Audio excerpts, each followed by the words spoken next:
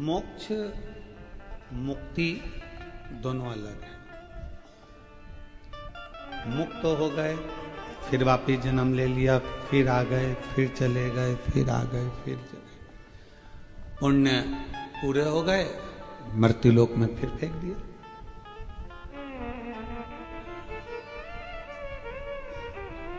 कभी हम स्वान बन गए, कभी हम झिंगुर बन गए, कभी हम कीड़ा बन गए, कभी हम मकोड़ा बन गए, कभी हम काकरोच बने, कभी हम कुछ भी, जो उसकी इच्छा होगी बनाए अपने कर्म से।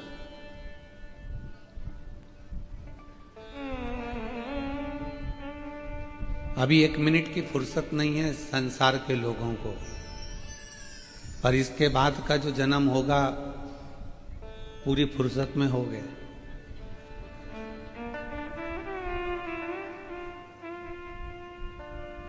कुत्ता बना दिया तो कौन सी नौकरी करने जाना है? फ्री गली गली घूम रहे होंगे, आराम से बैठे होंगे। कोई आएगा लात मार कर चले जाएगा, कोई आएगा डंडा मार कर चले जाएगा, कोई आएगा तो रोटी पटक जाएगा, और कोई आएगा तो चिल्ला चोट करके चले।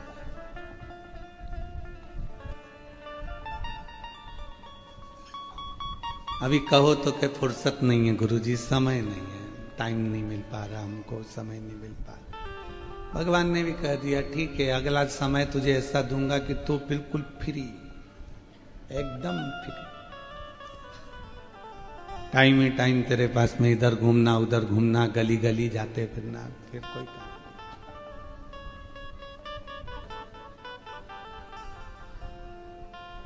अगर परमात्मा ने मानव की देह दी, मनुष्य का शरीर दिया, भगवान ने यदि ये मानव की देह हमको प्रदान करी है, तो प्रयास करिएगा कि ये मानव की देह में थोड़ा सा भगवत भजन हो जाए, कीर्तन हो जाए, मंत्र जाप हो जाए, नाम जाप हो जाए।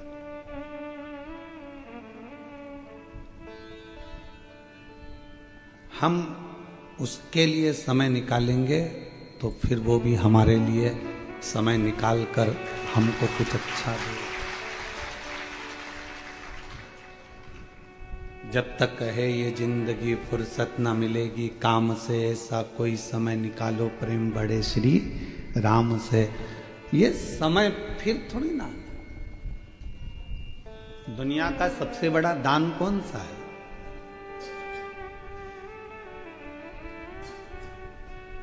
दुनिया का सबसे बड़ा दान कौन सा है? तो कहा कि अन्न दान, वस्त्र दान, मुद्रा दान, स्वर्ण दान, कन्या दान, गौ दान।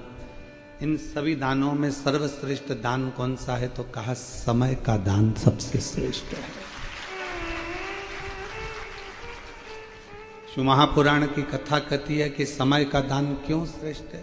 तो कहा समय का दान इसलिए श्रेष्ठ है, गाय तुम और खरीद के दान कर सकते हो, धन तुम्हारे पास हो रहेगा तो दान कर सकते हो, जमीन तुम और खरीद के दान कर सकते हो, कपड़े और खरीद के दान कर सकते हो, पर जो समय तुमने आज 6 तारीख को दोपहर में 2 बजे से 5 बजे तक परमात्मा को दिया, ये दूसरी बार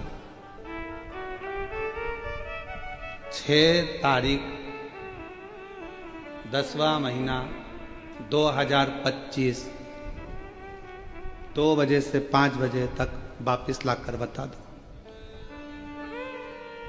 वो समय वापिस आएगा? नहीं। इसलिए तुमने परमात्मा को वो गिफ्ट दिया है जो वापिस कभी नहीं आ सकता, तो परमात्मा भी आपको कुछ अच्छा दे। कपड़ा वापिस लेकर दे सकते हो, सोना चांदी हीरा पन्ना मुद्रा माणिक धन गाड़ी बंगला सब दूसरी बार दे दोगे, पर समय नहीं दे पाओगे। जो तुमने समय एक बार जो परमात्मा को दिया वो।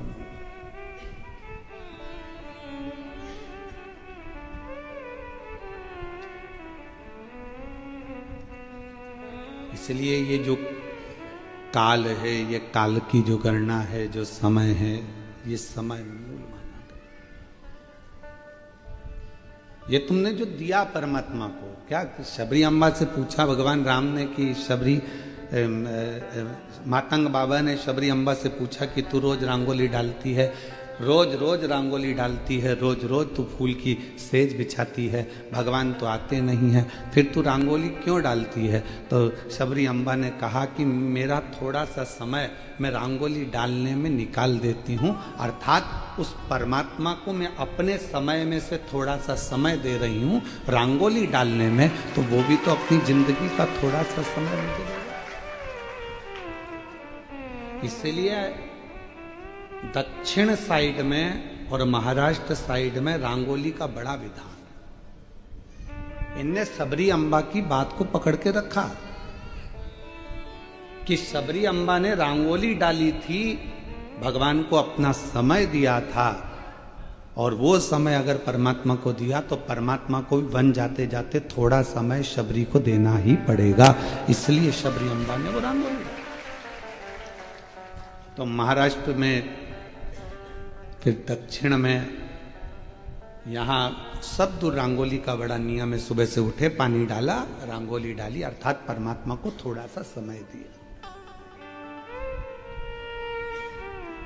थोड़ा सा समय परमात्मा को प्रदान किया। जैसे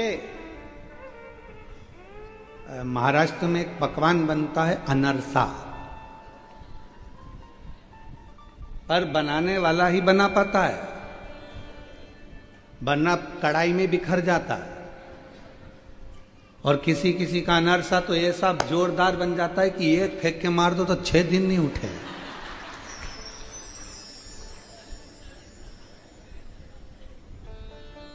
और फिर उसको पत्थर से दो-दो के पीस के फिर खाना पड़ता है। वो अगर मुंह में रख लिया तो गलने में भी कम से कम 5-7 मिनट लेता है। तो क्या ऐसा क्या खा लिया? तो क्या अनरसा खा लिया? तो कहा बनाने वाला होशियार नहीं था, वरना अनरसा तो जैसे कड़ैया में बिखरा हुआ रहता है, जाल जाल पड़े होते हैं, वैसे मुंह में जाते ही से ही घुल जाता है, वो अनरसा कहलाता है। बनाने वाला जोरदार होना चाहिए, अर्थात सदगुरु ऐसा होना चाहिए जिंदगी में कि सत्संग की कढ़ाई में जब तुम्हें डाले, और केला और चावल का आटा कितना मैश करना है उसको मालूम होना चाहिए। मतलब उसको ये अंदाजा होना चाहिए कि शुगर की मात्रा, शक्कर की मात्रा सब कितनी होना चाहिए, कितना लेओगे आप, कितना ग्रहण करोगे आप।